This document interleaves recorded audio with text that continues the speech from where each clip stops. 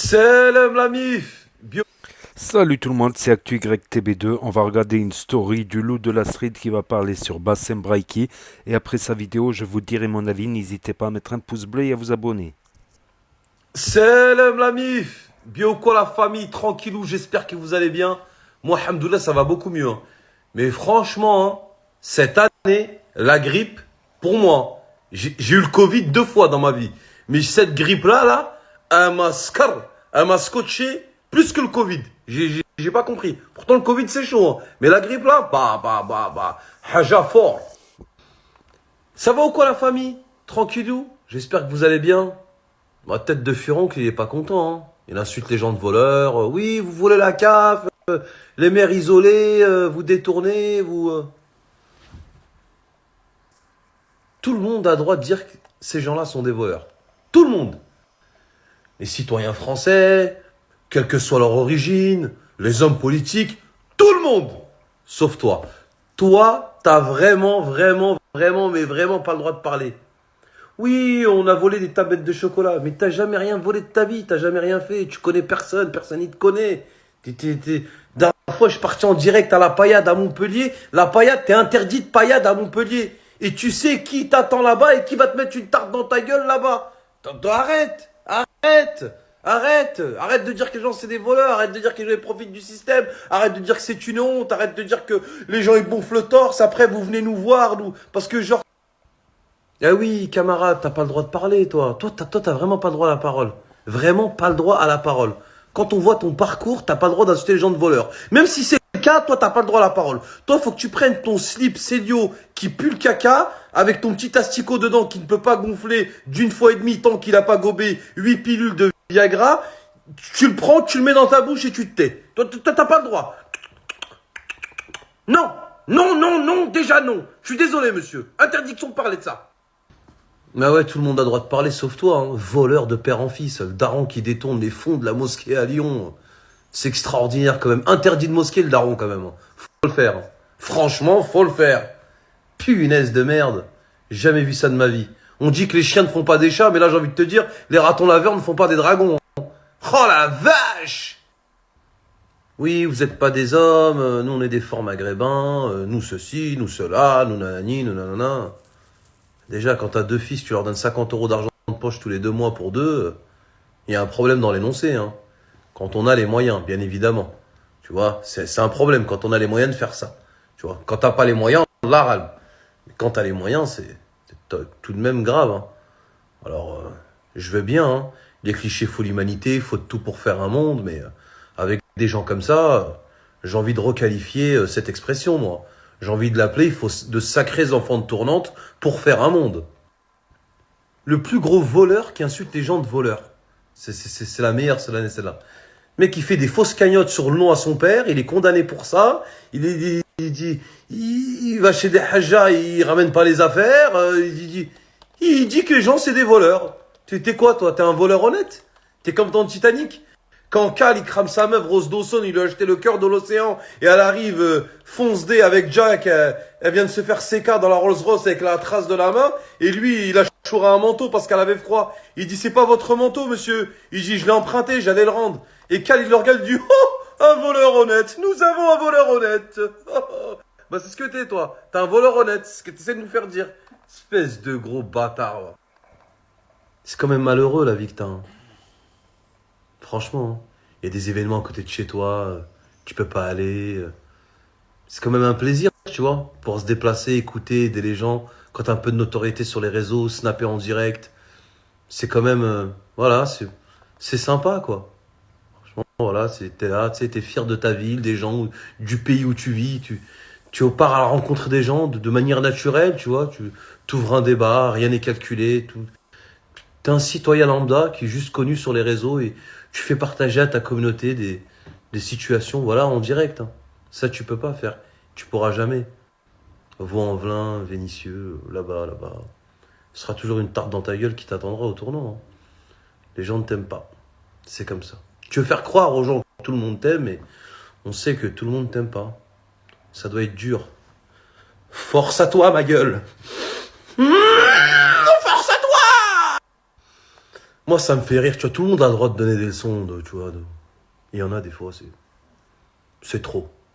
Franchement, il y en a, c'est abusé.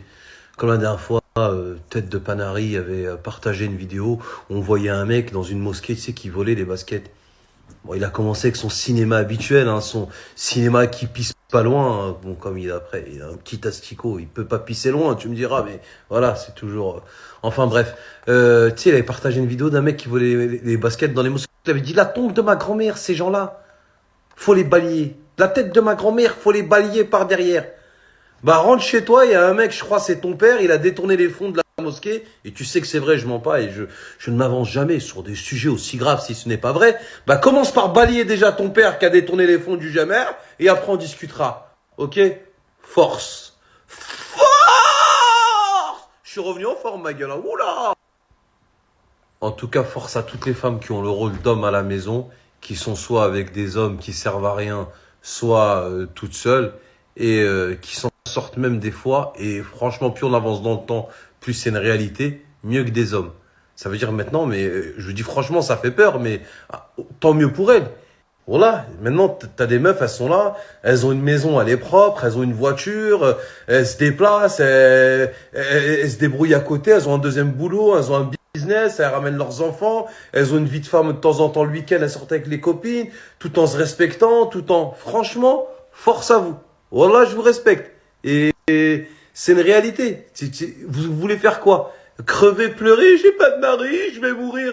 Non, vous êtes indépendante, vous vous laissez pas abattre, vous mettez vos enfants à l'abri, vous faites votre ménage, vos enfants ils manquent de rien, vous avez le droit de vous amuser, vous avez le droit de sortir, tout en vous respectant. Psartkoum, Wallah, vous êtes mieux que des hommes. Et la famille, en parlant de famille, hier soir j'étais à Colombes, je suis parti me déplacer, parce que moi quand je vous présente quelque chose, j'aime bien me déplacer. Un institut de beauté, spa. Donc voilà, c'était la story du loup de la street contre Bassem Braiki. Donc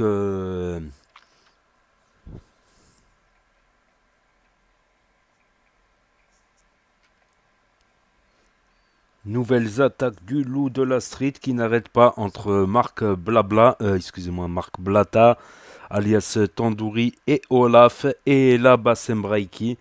Voilà, au sujet de trucs là, comme quoi des gens qui volent, ils disent que leur femme ne travaille pas, mais eux ils volent, tout ça.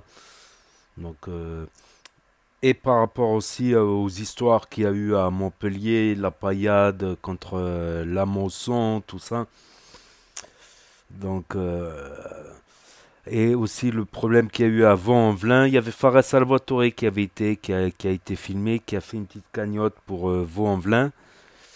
Bassem, il voulait y aller au départ, je me rappelle, à Vaux-en-Velin, après le drame qu'il y a eu, je rappelle, un immeuble qui a pris feu, il y a eu 10 personnes qui sont mortes, dont 4 ou 5 enfants, des scènes horribles en plein milieu de la nuit, ça criait, des gens sautaient par la fenêtre, un truc vraiment horrible, et les journaux qui en rajoutent une couche, comme d'habitude.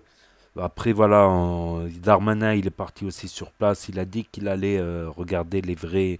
Et aussi, grosse actu, j'avais carrément oublié le mec de Montpellier qui a écrasé le jeune s'est fait arrêter de son retour d'Espagne. Donc, grosse actu. J'ai carrément zappé. Donc, le petit Ayémen, Allah yarhamou, c'est un accident tragique. Mais il avait été en Espagne, comme quoi il s'est pas caché dans le quartier de la Mosson. Voilà, la Mosson, c'est pas que les bars aussi, il y a beaucoup de gitans qui ont des villas. Je connais un peu les gitans de Narbonne, tout ça. Je sais qu'il y a énormément de gitans qui ont des villas, donc faut pas croire que c'est la Mosson, c'est une petite cité. Et puis tous, ils ont grandi ensemble, ils ont travaillé. Il y en a, ils ont travaillé leur vie ensemble à la mairie. Ils se connaissent depuis l'enfance. Tu vois les petites équipes de jeunes. Il y a des rebeux qui traînent avec les gitans qui traînent avec les rebeux. Donc voilà. Pour moi, dès le départ, il y a un mec qui a fait une connerie. Voilà. Après, on verra. Il a été arrêté. On verra ce que la justice va faire. Après, je me fais pas d'illusions. La justice, tu vois, quand c'est un rebeu qui est victime, en général, Ok, il y a des circonstances atténuantes, il a eu peur, il a perdu le contrôle, tout ça. Ben, je suis sûr qu'il va prendre pas grand-chose quand tu vois la meuf qui a écrasé le petit Yanis de Perpignan. Eh ben, elle a pris 2 ans de sursis. Là, je pense qu'il va prendre quand même quelques années, on va dire quelques années avec la bonne conduite. Il fera pas grand-chose, je pense. Je pense pas qu'il va prendre non plus une peine lourde. Je pense même pas qu'il va prendre du ferme, je suis même pas sûr. Parce qu'il y a eu l'effet de panique, tout ça, c'est vraiment un, un problème. Et on n'oubliera pas cette demi-finale et ce drame. Voilà, c'est dommage, mais c'est comme ça. Pour moi, cette demi-finale est associée avec la mort d'un petit jeune qui aurait pu être le pote de mon fils, qui aurait pu être les petits jeunes qui traînent en bas, qui viennent me parler, tout ça, parce qu'ils m'ont vu sur Snap, tout ça, quand j'étais à l'époque, quand je faisais des tendances, tout ça.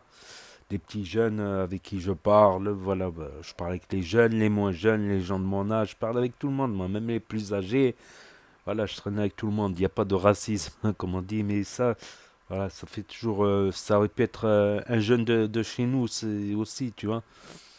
Et voilà, faut faire attention quand il y a des mouvements de foule, tout ça. Et pas paniquer, voilà. Pas paniquer, voilà. Dans des situations où beaucoup de gens peuvent paniquer, faut toujours essayer de garder le sang-froid, comme on dit.